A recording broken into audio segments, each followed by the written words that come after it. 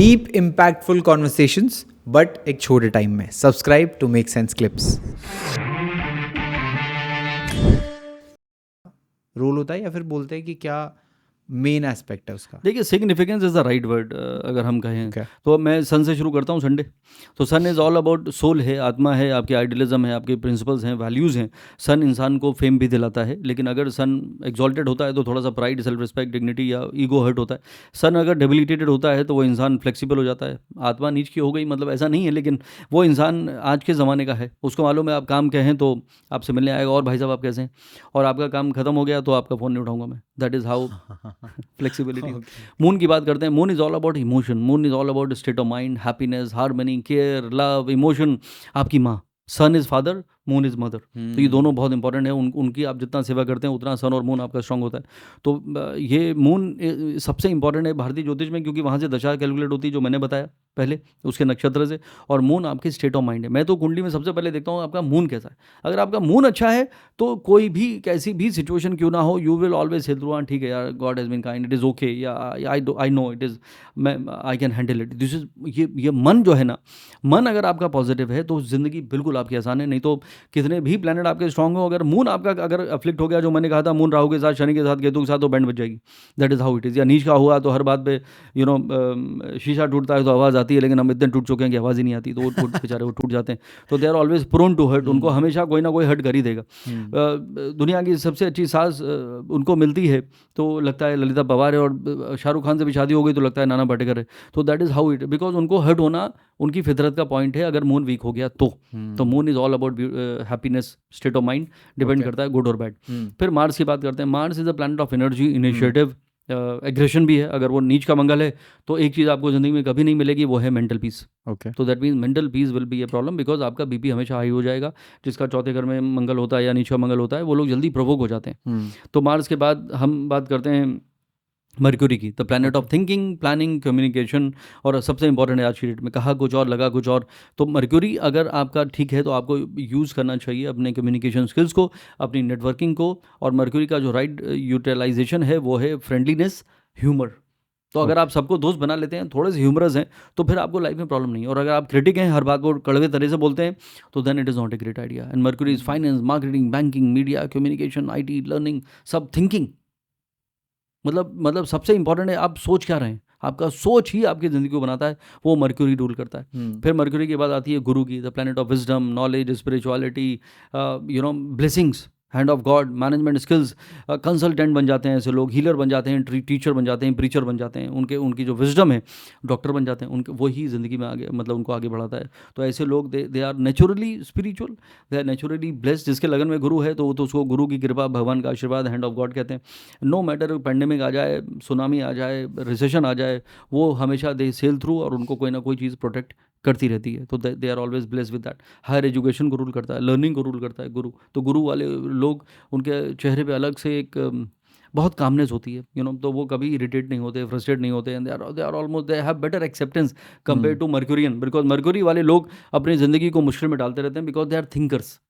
और जुपिटर वाले लोग, they think and they realise there is nothing to think. Wisdom होती है। एग्जैक्टली। और विजडम कभी कभी 50 साल में नहीं आती है। मैं तो कई बार बोल चुका हूँ कि मैं बिल्डिंग में अपने 60 साल वाले बच्चों को हर रोज़ मिलता हूँ, क्योंकि वो कभी बड़े हो ही नहीं। तो दैट इज़ हाउ। तो कहते हैं some are wise, most are otherwise, that is how it is.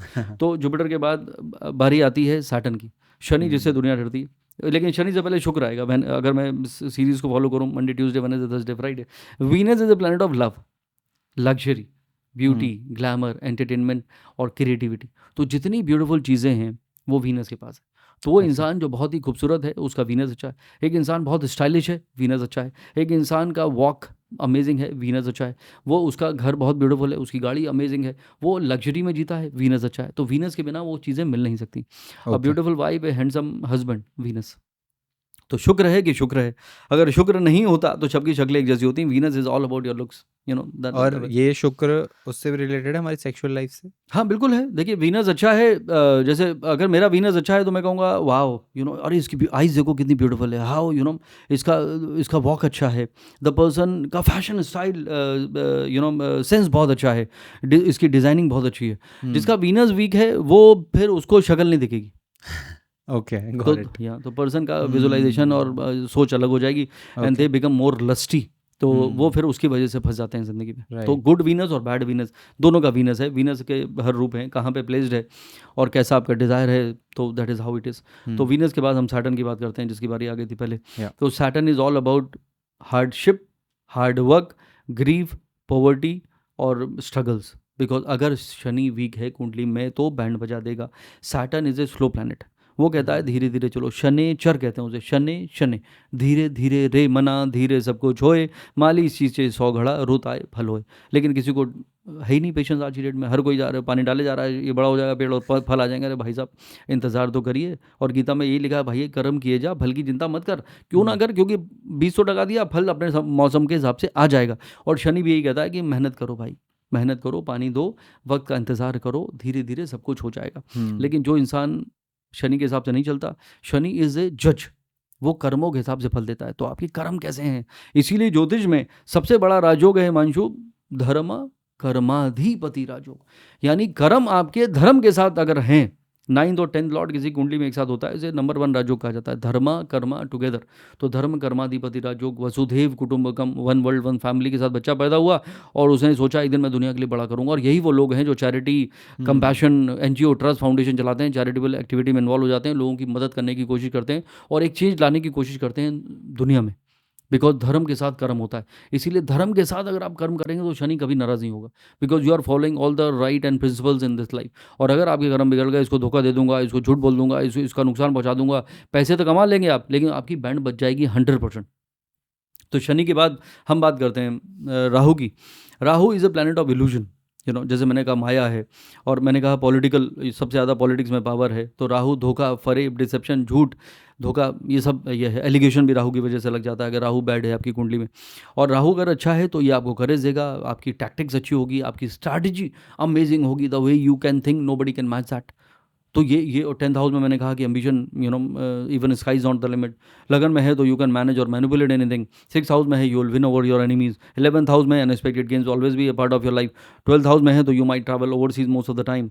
9th house में है तो you might not become spiritual at all, और आपको लगता है आई बिलीव इन यूनिवर्स और मैं हर भगवान पे बिलीव करता हूँ और हर धर्म पे बिलीव करता हूँ, ऐसे हो जाएगा। तो कौन से घर में बैठा है? 7th हाउस में राहु है तो दोस्त बन बन के मिले मुझको मिटाने वाले।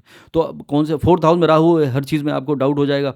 तो आई थिंक वो कह तो रहा है लेकिन करेगा नहीं। अगर ऐसा हो गया तो नहीं हुआ तो उड़ जाते हैं जिंदगी में, डाउट में ही अपनी जिंदगी की बैंड बजा लेते हैं। तो that is how where your Rahu is place, उससे पूरी आपकी कहानी, इंसान की फितरत जो है वो डिफाइंड हो जाती है। तो ऐसे लास्ट में आ गया Ketu. Ketu is a planet of solvation, मोक्ष कारक है। 12वें घर में केतु अगर वहाँ बैठ गया तो आपको मोक्ष मिल जाएगा, लेकिन मोक्ष मिलने के लिए मरना भी पड़ता है। और उसे ये भी कहते हैं कि जब मोक्ष किसको मिलता है, 12वें घर में तो बैठा है चलो ठीक है, जब आपके या तो सारे डिज़ायर फुलफिल हो जाएं या you are left with no desire, कि भाई thank God whatever I have got, I am happy with it and I don't think I aspire more. तो इसका मतलब आपको मोक्ष मिल गया, बिकॉज आपके डिज़ायर फुलफिल हो चुके हैं।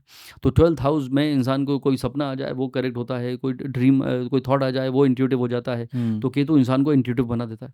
तो केतु कहाँ प्लेस्ड है वो भी बहुत इंपॉर्टेंट है। केतु लगन में होता है, इंसान को इंट्यूशन गजब दे देता है। 7th हाउस होता है तो डिवोर्स होने के चांसेस बढ़ जाते हैं। केतु और मार्स में कोई फर्क नहीं रहता उस एंगल से। So that is how it is. Ketu moon के साथ आ जाए तो इंसान इरिटेट और फ्रस्ट्रेट हो जाने के चांसेस हैं।